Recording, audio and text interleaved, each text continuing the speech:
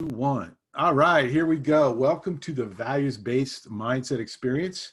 I'm Mike Garrison. I'm the founder, and I'm going to introduce Matt Churchill, chief guinea pig. Matt, so true, so true. Absolutely. Tell the audience who you are. Yes. Well, hello, and thanks, Mike, for having me on. I really appreciate the opportunity to talk through the values-based mindset process, the good, the bad, and definitely, and most entertainingly, the ugly. Entertainingly is even a word. I'm Matt Churchill. I am a friend of Mike, first and foremost, and secondly, I'm a professional banker. Hopefully that doesn't get people to think too badly of me in today's days and times. But It's Friday afternoon. You're still working. I know, that's right. But yeah, we don't play golf anymore. Those days that's in the past. We also don't wear ties anymore, as you can tell. But no, seriously, first and foremost, my name is Matt Churchill. I am a disciple of our Lord Jesus Christ, and I am a husband to Mandy, a father to William and Edward, a friend to Mike, and a professional banker in that order. And I am very proud to be on the podcast today, talking about values-based mindset, talking about the origin, the superhero origin story here, and some of our mishaps along the way, which there has been many. Oh my God! Led us to, I think it's led us to a good place, man. So this should be a good conversation. I'm excited. Yeah, I think so. It's great. So I'm just going to start with a little quote from a guy that I don't know if I support everything he says, but if he asked, "Are you entertained?" I would say, "Yes, I am." And it's Mark Manson of what's his book titled with the F, not the full The Total Art of Not Giving a Bleep. Not giving an F, right? So here we go. This came in today, I think. Yeah. Without developing a clear vision of the future we desire, comma, of the values we want to adopt, comma, of the identities we want to shed or step into, we're forever doomed to repeat the failures of our past. I know that when I started values-based mindset, which sounds like something amazing, but it's I was just like, there's got to be a better way. I did not envision what we're doing right now. I didn't envision what's coming down the pike. It was like, there's got to be a better way. And like all coaches, I immediately reached out for the best guinea pig I could find. Someone that would probably not be driven to suicide or bankruptcy from my, interfering with their brain. And Matt, you were the guy. You were the first person, because you're one of my best friends. You're the first person I decided had to do this concept. And as I recall, you were 100% all in the first time, right? Yeah, I don't remember actually. Oh, okay. Well, how did it happen? It sounds better that way. That's right. It's not true, but it sounds better. I thought you were completely full of crap. I'll be honest with you. But I was playing along, right? Was it the last time? No, I remember it. You called me up and you were like, "Hey, we would typically talk about just random stuff, but usually something that fell into the category of either fitness or kind of self-improvement, right? Those were sort of our two main verticals that we stayed in. And I remember you called me up and you're like, "Hey, I got this whole new sort of paradigm that I'm developing." And I thought, great, another new paradigm. That's the fifth one this week. You said that actually. But as always, I was interested and curious because, at least I knew I would be entertained. And like, "No, you got to meet me. We got to get together for coffee." And I was like, okay, you know what? I never turn down a cup of coffee ever. I'm a proud caffeine addict. And so we got together.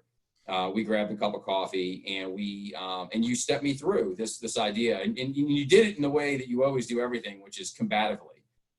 You were like, "What?" Instead of explaining to me what this process was, you put me on the spot and you're like, "Well, do you consider yourself a values kind of driven person?" And I'm like, "Of course I do." Right. And you're like, "Okay, well, name for me your top 5 values. Go." And I'm like, "Oh, just kiss my butt, man. Really?" Dude, I call that caring deeply for you. Right. And then when I did it, just to shut you up, and I did it, then you challenged me that those weren't actually my values. And so now I was equal parts pissed off and intrigued, which is a great combination because it can definitely lead you down a path. So we talked through, I think I remember my first value, my core value I said was security. And you were like, okay, explain that to me. And I basically went through this long explanation of, I came from a situation where things weren't always, necessarily rock solid, and I value the ability in life to have resources at my disposal to know that I'm going to be okay, basically, something to that effect. Probably not that articulate. And you were basically called BS on that. You're like, that's just not your value. And what we found out in that first sort of conversation was that you were right. I hate to say, but hold on a second. Yeah, I know. You better record that for your wife. Oh, it's recorded. Yeah, thank you. Yeah, because that might be I'm the only one you're ever going to hear that crap from. No kidding. But you were correct in that I was looking at this through a lens of, the external sort of result of my values versus the actual values. And what I think what we ended up landing on, which is now, and we can step through kind of where it has evolved to from there. But what we landed on was resilience, the word resilience, which was accurate.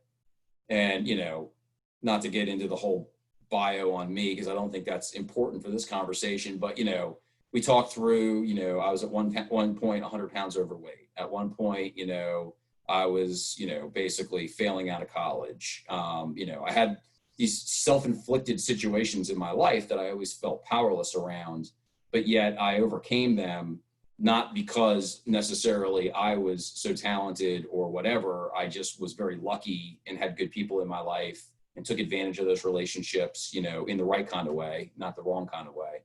And was fortunate to be a beneficiary of other people's guidance along the way, and of God's, providence, and got through those situations.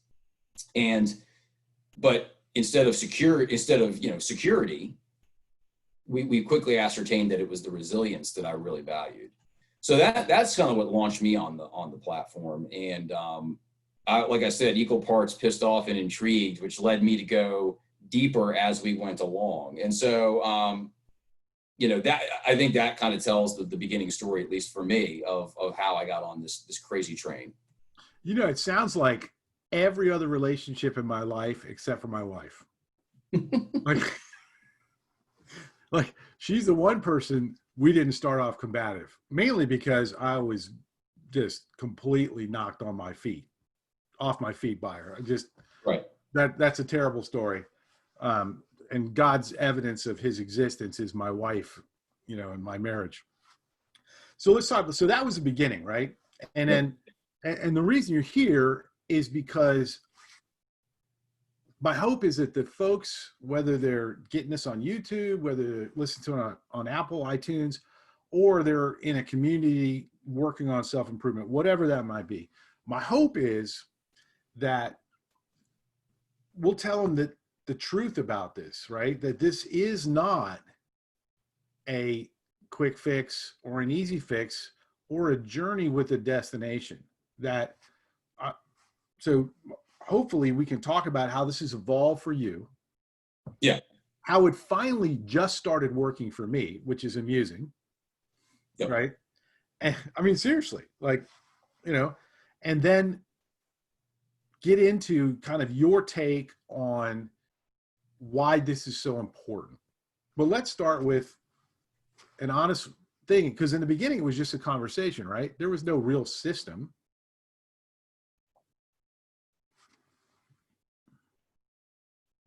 Here we go. All right, so Matt's back.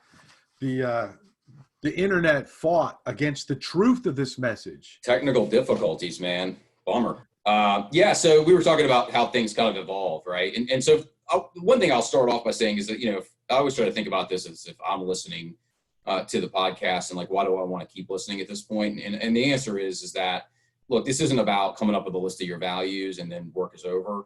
This is about, that's the starting point.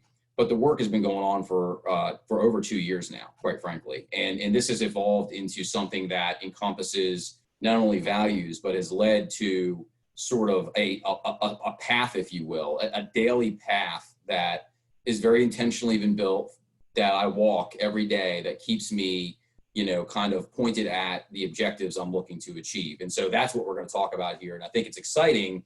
And I won't start there. I'll talk about the evolution, but, just understand that's kind of where we're driving this train here. So the evolution was obviously the first value, right? So then I had to build out, like that wasn't the only value. So I had to build out, and I stuck with 3 for a long time. And the 3 were, so resilience actually ended up evolving into perseverance. Because it really, when I peeled back that layer and you and I talked and stepped through some things, through your coaching paradigm, it became obvious that was really, what I valued. And I remember we talked about me running a marathon, and, I'm not a marathon runner. If you ever met me, you'd realize real quickly that I'm not built that way.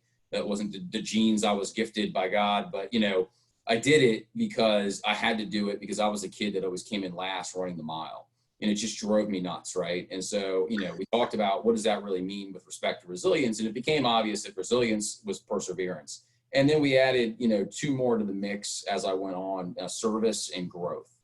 And those were critical. So I stuck with those 3. Today, I would tell you that, it's those 3 plus consistency, or integrity is probably a better way to say that, and discipline, because show them what you're reading off of, so they can see what you're doing. Well, I've got so here you go. So you can see this, so this is the actual, you can kind of see, this is 2 versions of the same thing here, but this is the chart. So I've built this out into kind of a flow chart, and I can get you I'll take a PDF of that, so you can put it on the website if you like. I'm happy to share my own. I mean, these are not, state secrets by any stretch of the imagination. And there's nothing on here that I'm not, that I'm not proud of, quite frankly, including the anti-values, which I think, that's something that we can touch on real quick. As we went through the process, it became obvious that the values exist partially because that's who I want to be, or because the person going through this wants to become.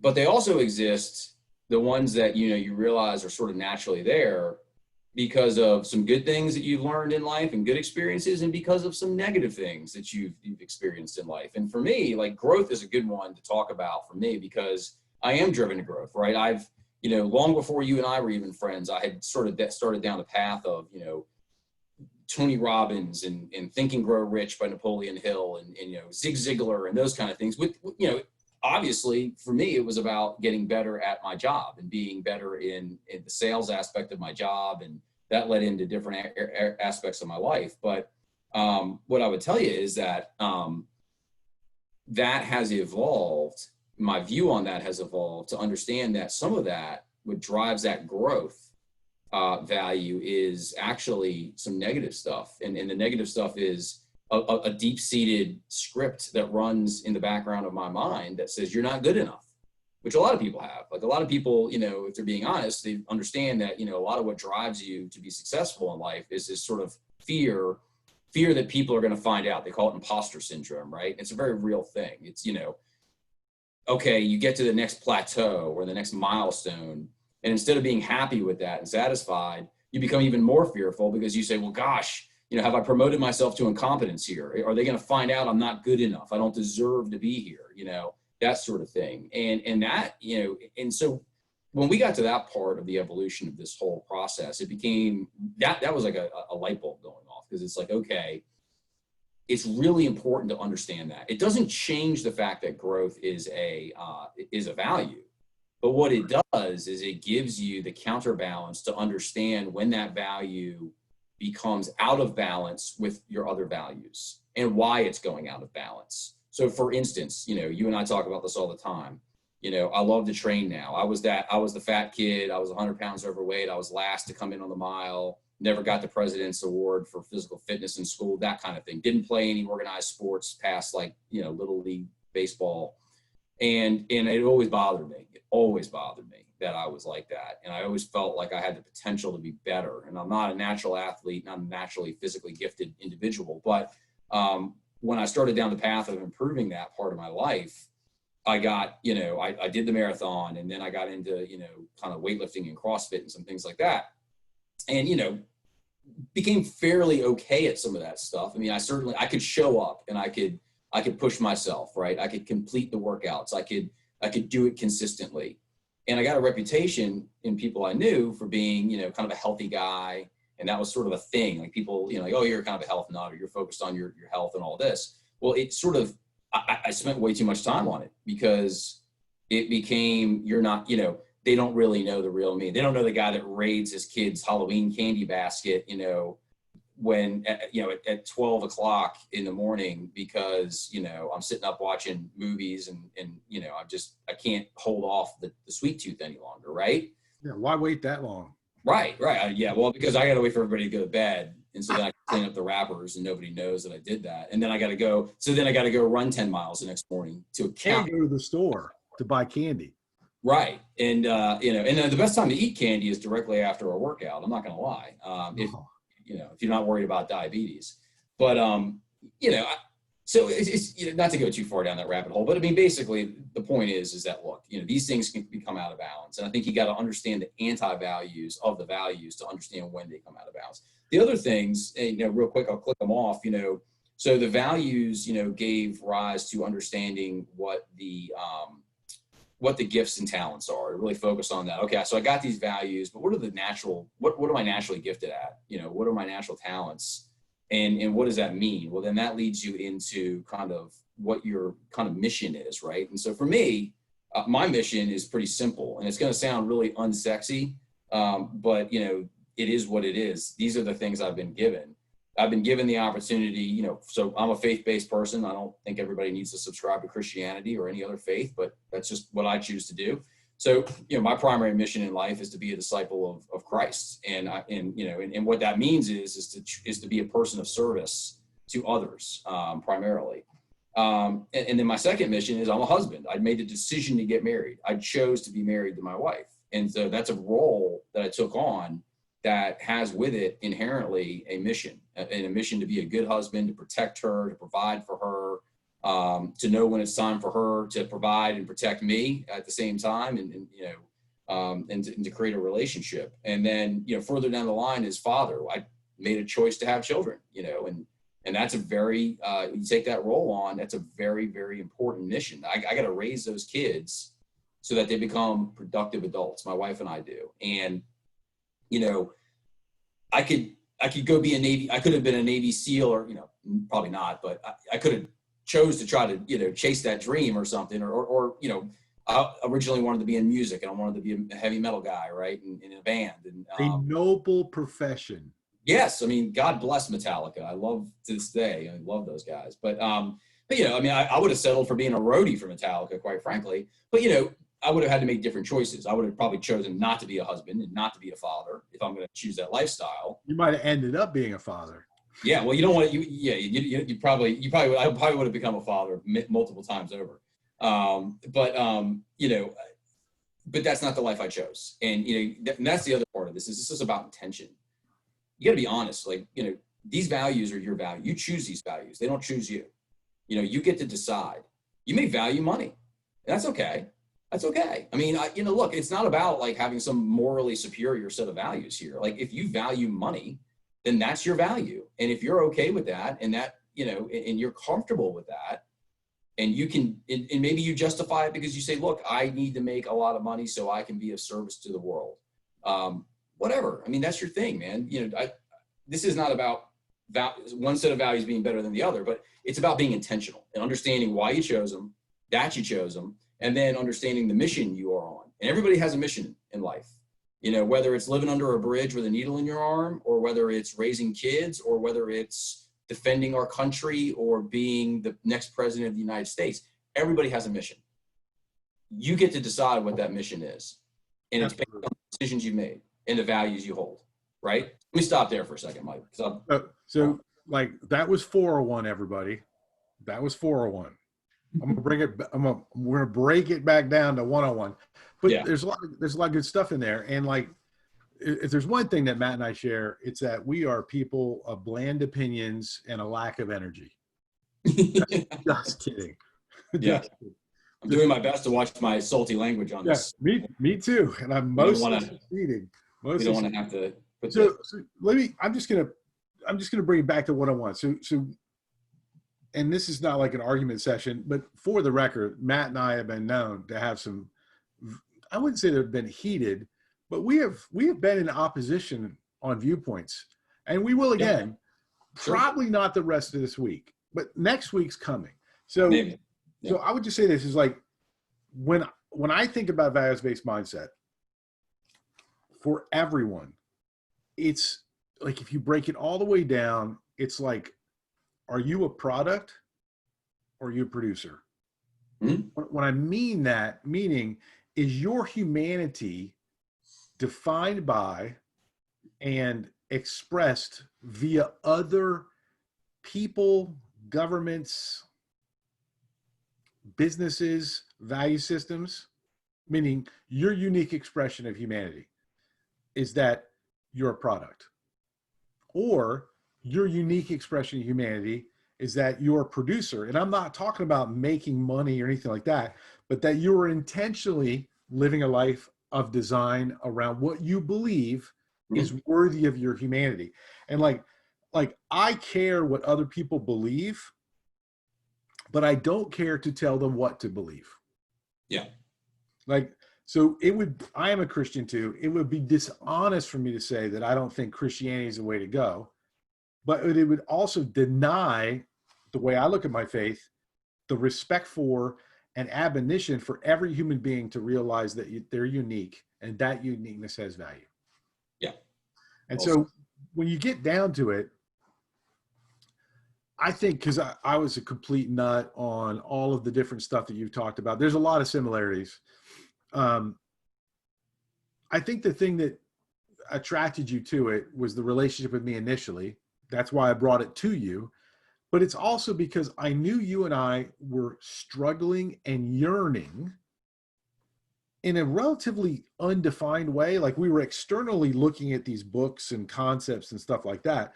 But other than our faith, our conversations were about what other people were saying was valuable. Yeah. Yep. And it's a great point of view. And that's a great, that's exactly right. Yeah. And in a really, like what people are going to experience now from values-based mindset experience is there will be some similarities in that this process is not plug and play. No. Like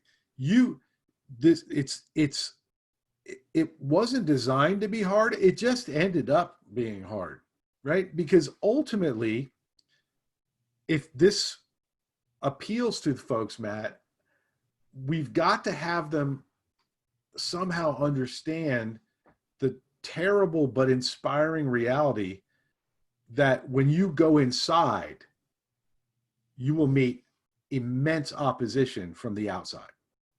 Mm-hmm. Like it's a terrifying, and I always think, and we've talked about this many times, red pill, blue pill, Morpheus and Neo. You know, Morpheus from the Matrix is offering, red pill, blue pill. One takes you back to where you were and you don't have to worry about anything. The other one, you go down the rabbit hole and you see what's real. And when Neo reaches for it, which is where hopefully people are still with the podcast, when Neo reaches for the pill, Morpheus goes, all I'm offering you is the truth. Yep. Initially, this process is not enjoyable for everyone. It can be exciting, but when you start looking at, and when you put this into action every single day, it's uncomfortable, and you're expending, or you feel like you're expending more energy than when you were just in denial, when you were in the Matrix, right?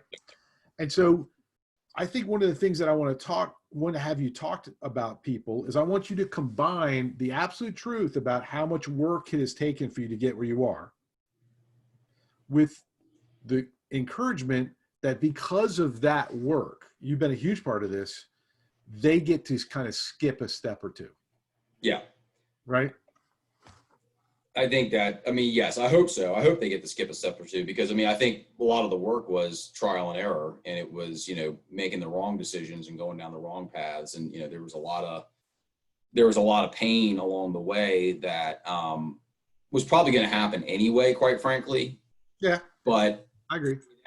it's always more painful when you know you're screwing up than when you think you're not screwing up and you're just going through life and you can just point the finger and say, not my fault. Hold on. So like, that's it, right?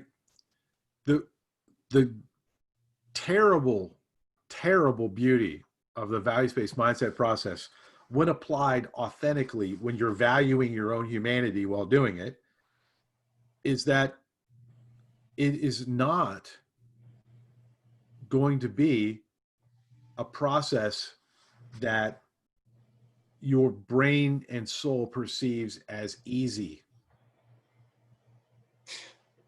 Your brain doesn't want any part of this process on some level, because this is, and it's not, I don't want to overemphasize that point. Like, this is not something that's going to make bed and stay there for a week or leave your family or anything else. What it's going to do, though, is it is going to highlight some areas of your life that probably could use a little freshening up, let's say, and you're not going to, and maybe some areas that you wish, you'd rather just ignore, quite frankly. And there's this, it creates a level of integrity that you cannot look away from when you go off track.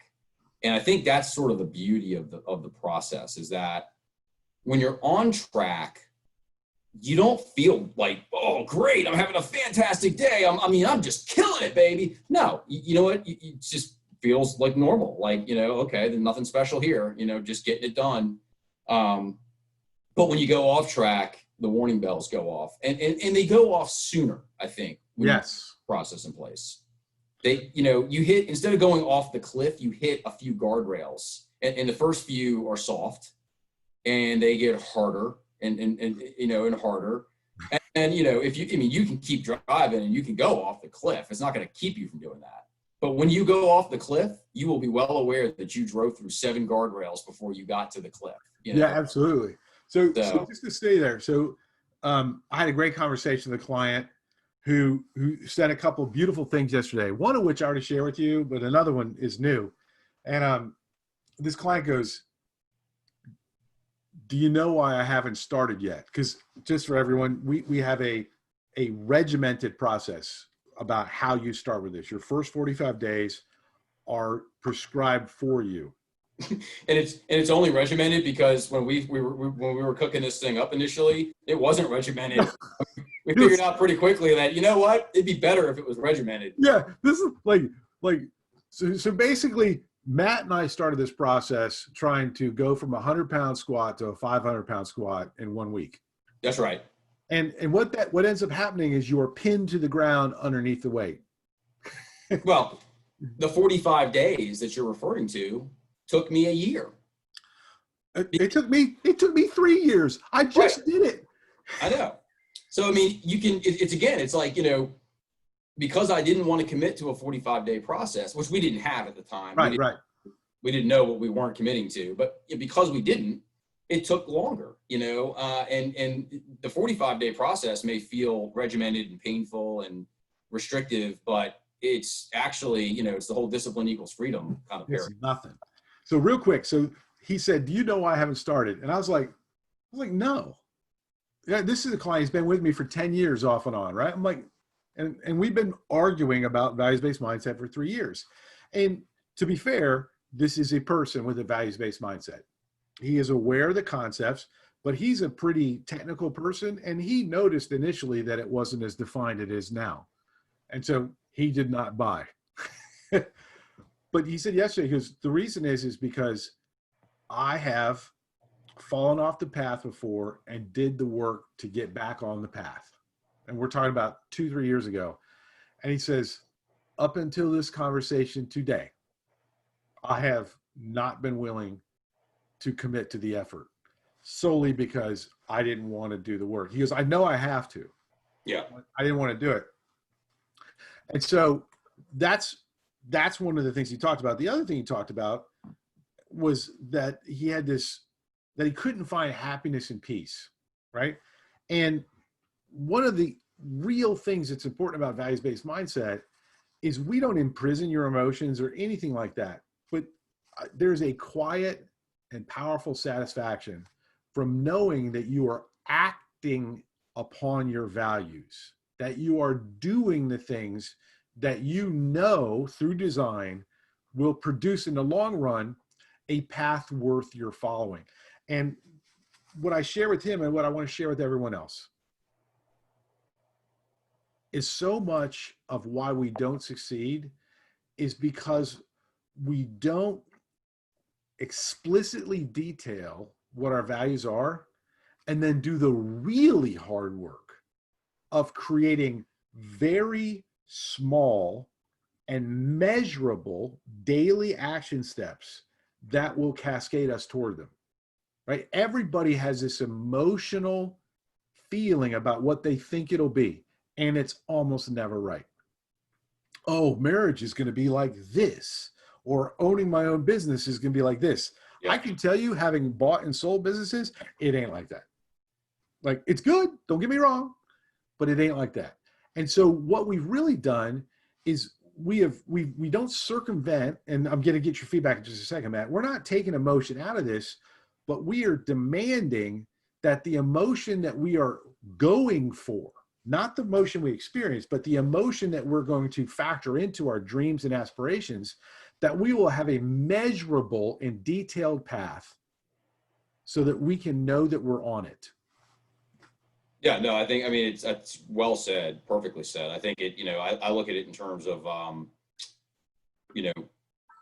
if you don't want to do the work up front, but you're expecting to get the results on the back end, then, and I'm the worst offender of this. I'm always the guy who wants to skip the first step of any process because I'm like, well, I got all that figured out. Yeah, I don't, get the easy stuff, no problem. Let me get to the hard stuff. And I did that a lot when I was taking, finance classes and math classes. I remember in my younger days, and it was like, okay, I already know this. We covered this already. Let's jump into the good stuff here. And the problem is if you don't have the fundamentals drilled down to where they're automatic, to where they're a reflex, then you cannot expect to be able to do the other work, because the other work is the prerequisite for it is that you've got the fundamentals drilled down, is that it's a reflex. Totally. And that leads down to another big, huge point. I think so much of what we used to do for self-improvement was about trying harder. I'm going to think better. I'm going to try harder. I'm going to be better.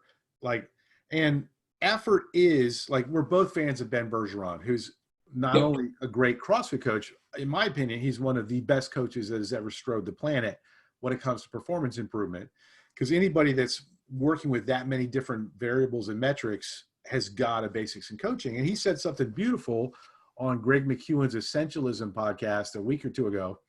And he said, the only thing that my athletes really control is preparation and effort. And the only thing that scales is preparation.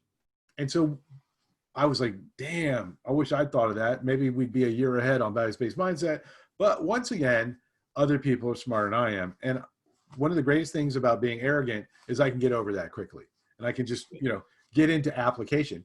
But I wanted to share with everyone here that's listening, the values-based mindset experience is a preparation system. It's all about preparing to act and then measuring the results of acting. It's not about, even though there is reflection and thinking, but those are things that you're going to do anyways if you're turned on. But it's really about doing what we're not reinforced to do, which is going inside in a systematic way and forcing yourself to take out of the amorphous emotional morass that is our brain and put it on paper. Because once it's on paper, you go yes or no. Right? And you can look back at it. And I think it's important to say, because you bring up a really good point when you're talking about Ben and what Ben had to say on Greg's podcast, which is none of these concepts are revolutionary. I mean, there's nothing that has, that we invented. God knows we're not smart enough to. But what it is that, I think, like all things, the paradigm is is a result of the paradigm shift in this information is a result of the paradigm shift in everybody's day-to-day reality. And what I mean by that is that we are living in a world that is drastically different today than it was 20 years ago. Drastically different. In a way that, I was born in the late 70s, kind of came up through the 80s and early 90s, and I can remember there was change, but the change wasn't as impactful. It wasn't quite as it was more incremental change. And then we went through, and then we had an explosion. The internet came around in the early 90s and change just exploded. And it really hasn't stopped exploding. But I would say that in the last 10 years, in the last 20 years, even really, since 9/11, change has been just so exponential. We've had multiple black swan events, including the one we're going through right now with this pandemic. I don't think that's going to slow down anytime in our lifetimes. And Nope. so people have got to prepare themselves. To get back to your preparation statement, people have got to start intentionally preparing themselves for the fact that this isn't going to that the rate of change isn't going to slow, and that the way we have dealt with that in the past is probably no longer applicable. At least the framework we used, the information is all the same. It's been the same since the dawn of time. Exactly. You go read a book on Stoicism, and you'll see that, those guys were talking about what we're talking about here thousands of years ago. Buddha talked about it. Jesus talked about it. It's everywhere. It's not the information. It's not the components that's important. It's the framework through which you absorb that information and apply it to your daily life. And the application is the important part. Knowing the path is one thing. Walking the path is a whole different thing. And this whole system is designed to help you walk the path as much as it is designed to help you discover the path. Yeah, that's huge. Because I'm older than Matt, and I'm bitter about this, but it's okay. It's okay. I can still out-squat you currently. Again, Currently, that will change in 10 years, but currently I can still out-squat you because time is undefeated, brother. I got a hell of a dumbbell curl. And your deadlift is disgusting. His deadlift is vast. Anyways, it's unfair. So I will say this. It's like what I think has happened and why I am so passionate about the values-based mindset experience, because I know for the right people, it will absolutely transform their lives when they apply it, is this. We have shifted from a process where you had to go seek out information and you had to expend a lot of energy, and there was limited information. Because like when I was first in sales, there was no internet really. Like hello, AOL, dial up, all that nightmare, right? I had fax machines that weighed more than my children do, right? And and I had to schlep them upstairs. But you had to go to the library. Like you go to the library and you look in magazines that were 3 or 4 months old to try and get up-to-date sales information. Right now, what's happened is the process of knowing ourselves, the process of creating an identity that is resilient, that is worthy of our spark of humanity, has become very difficult for most people because of these evil things, right?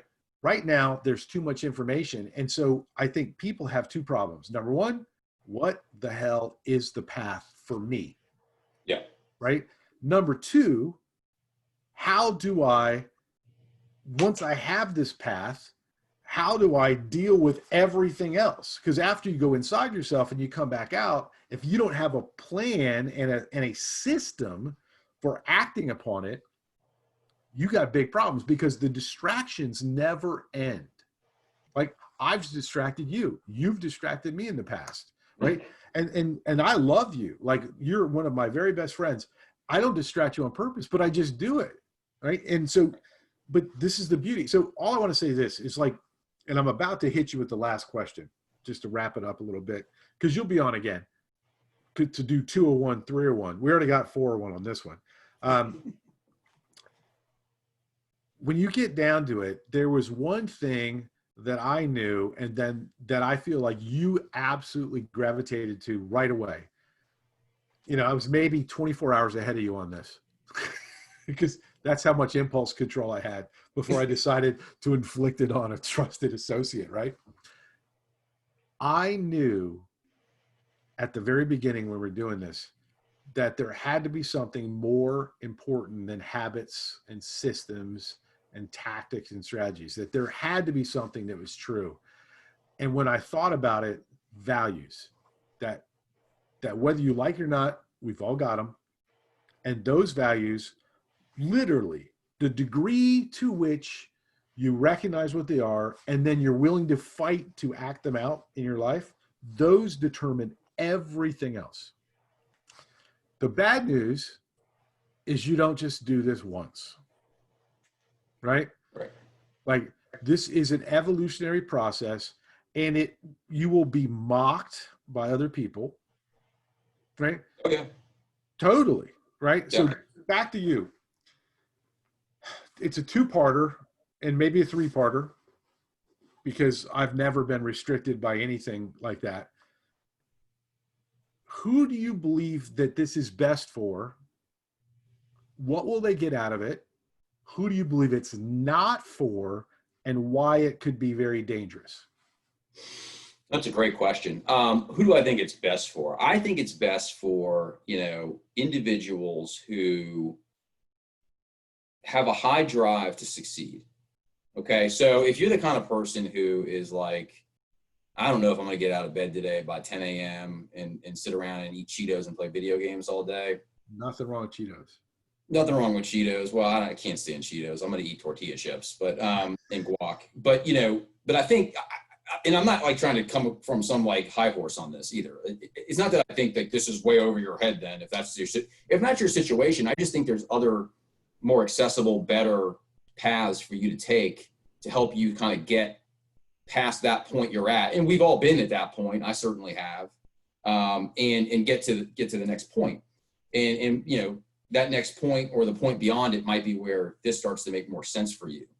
The people who I think it could be dangerous for, well, I'm probably one of them to some degree, right? Because I am enamored with novelty. I love, trying the latest, diet or workout plan or time management system or whatever.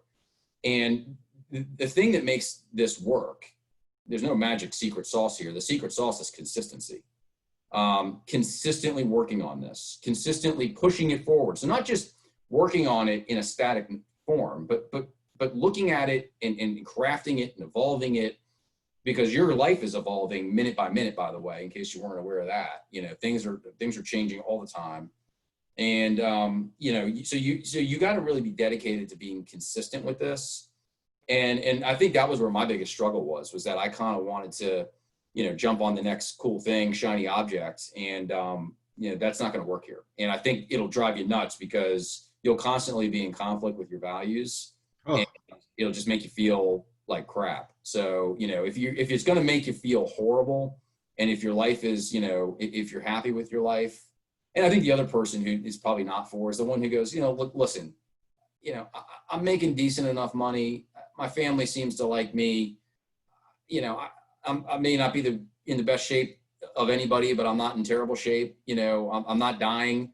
Why do I care about improvement, or why do I care? Okay, fair enough. Then, it sounds like you're winning the game of life according to your definition, and rock on. And I would not spend time on this. I do think where I think the benefit here is, and I want to give people, if anybody is still listening to our jabbering on here, I want something actionable that they can take away from this. And so it's not just all theory, but there's some application as well.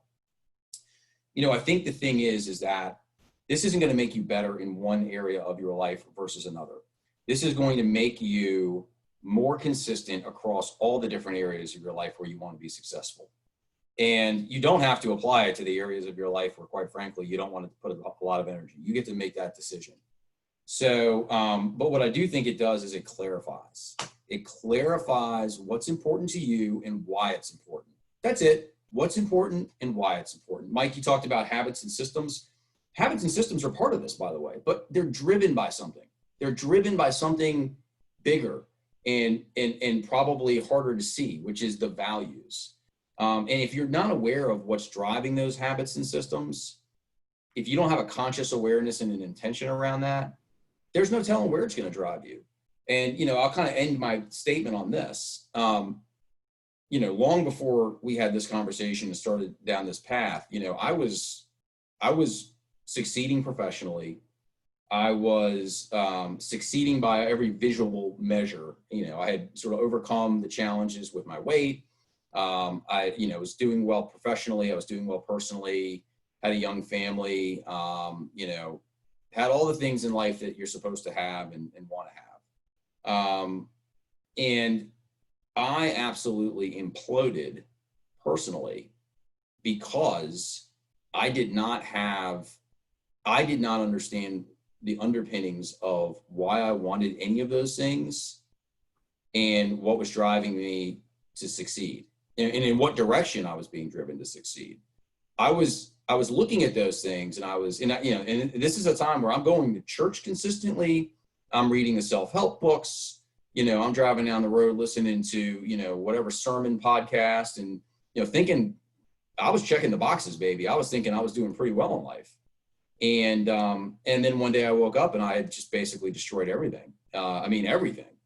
The only area of my life at that point that wasn't in complete shambles was probably my financial situation. But everything else was gone and about to be gone. And what I learned real quick unconsciously in that moment, which we later fleshed out in this system, was I did not have a handle on or an appreciation for who I was and who I wanted to be from a values point of view. And because of that, I allowed external motivation and external direction to dominate the path I was on. And if you get nothing else from this conversation, understand this. This system, if you're sitting there and you're saying, I want to live a life of intention, I want to understand why it is I want the things I want, and I want better things, this system could potentially be the answer to that. It certainly was for me, and it continues to be. But it's not a one and done. You're going to have to work at it every day. So I don't want to sugarcoat it. You get on the path, and it's a lot of work to get on the path. And when you get on the path, the work doesn't go away, but it's rewarding. And you walk away at the end of the day, and I'll end it on this. I was putting my kids to bed. I got 2 boys. I was putting them to bed, and they and I was laying down in the bed with one of them, and it was late. It was late for me, 9:30. I'm getting old. And I was done, man. I'd been stressed out, a lot of stuff at work going on, and I was ready just to kind of snooze. And I felt myself drifting off to sleep, but I told myself I had to get back upstairs, and I had to finish a couple of things for work. And I could have pushed him to the next morning. It wouldn't have been the end of the world. But I told myself that. And integrity is one of my values. And I dragged myself out of that bed, and I wiped the sleep out of my eyes, and I walked upstairs, and I said, I don't care if I just do one thing. If I send one email, I'm gonna do what I said I was gonna do. And I didn't go on a tear. I think I might have probably worked for 30, 45 minutes, but I got a lot done, and I felt great about it, and I slept like a baby. And I woke up the next day ready to get after it again.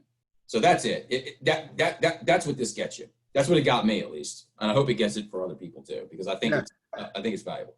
I think it's good. My last 2 points are this: just for people if you're still listening, this is a coaching system, so it's only going to be good for people whether you're doing it on your own or whether you're involved in a relationship with a different coach, or you're going to be part of our upcoming community. It's a coaching system.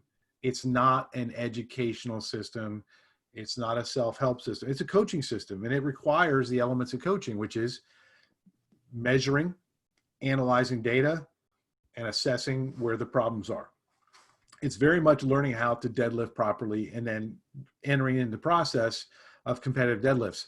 And the last thing I'll say is this, is like my best story about this, and it's just to not even going to tell a story, for me, the values-based mindset system is about living a life in which you intentionally prepare to be able to act on your values to your best ability when it is most required by your values, because that's where lives are shattered.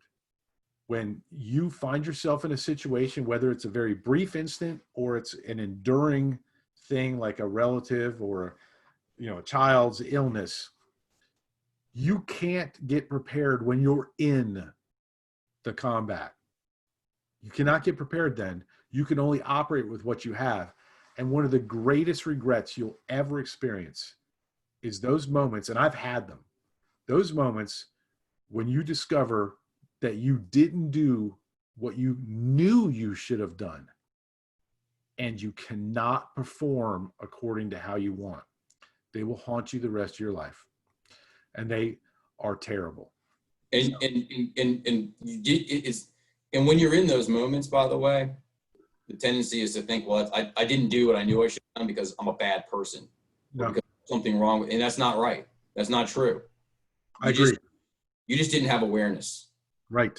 You weren't being intentional. Doesn't make you a bad person, by the way. But there's a way to make sure that doesn't happen. And this is one of those ways. Absolutely. All right, brother. All right, dude. What's it feel like to be the first guest?